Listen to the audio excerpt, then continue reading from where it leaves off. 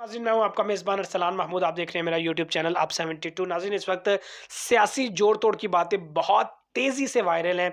मतलब किसी भी जमात को अगर हुकूमत बनाने के लिए 132 नशिस्तें दरकार हैं, तो तहरीक-ए-इंसाफ़ के आज़ाद उम्मीदवार आप कह सकते हैं कि अगर वो आज़ाद जो तहरीक-ए-इंसाफ़ के नहीं थी, वो निकाले जाएँ, तो 92 से 93 सीटें तहरीक-ए-इंसाफ़ के हाथ में आ रही हैं। जबकि तहरीक-ए-इंसाफ़ चूँकि आज़ाद है, तो हुकूमत की बातें उनके हवाले से बिल्कुल भी नहीं हो रही।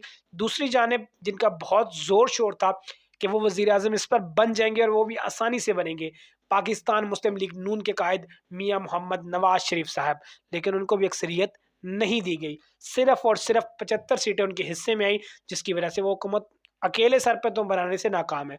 दूसरी जानब 54 सीटें पाकिस्तान पीपल्स पार्टी के हक़ में आती हैं और लग ये रहा है कि ये दोनों जमातें यानी पाकिस्तान मुस्लिम लीग नून और पाकिस्तान पीपल्स पार्टी पार्लियामेंटेरियन, ये दोनों मिल बैठ के एक साथ हुकूमत बनाएँगे। लेकिन बनाएँगे कैसे? बहुत सारी तरकीबात पर गौर किया जा रहा है। एक तरकीब उसमें ये है कि ढाई-ढाई साल दोनों जमातें, यानी पहले 2.5 साल जिसकी सीटें ज़्यादा हैं, यानी पाकिस्तान मुस्लिम लीग नून 2.5 साल के लिए हुकूमत कर ले।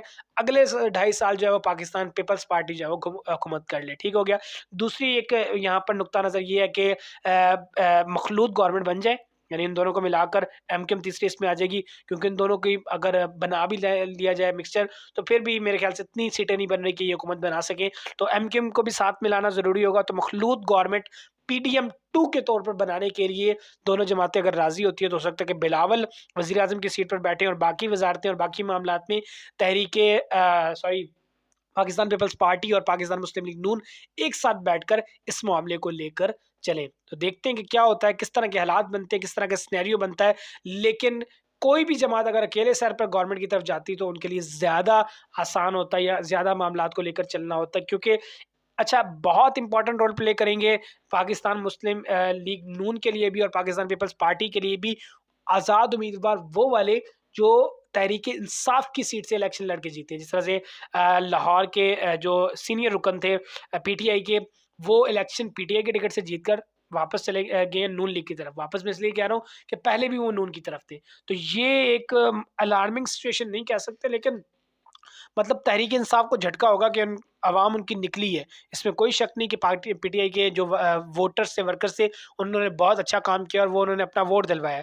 लेकिन वो फ़िलवक़्त इतना मतलब फ़ायदेमंद इसलिए नहीं नज़र आ रहा कि दोनों जमातें अगर मिलकर हुकूमत बना लेती हैं और फिर वो इंडिपेंडेंट उम्मीदवार जो पीटीआई के थे वो तोड़ लेती हैं, तो वो फिर तहरीक इंसाफ के लिए बहुत मुश्किल हो जाएगा इस वक़्त सर्वाइव करना।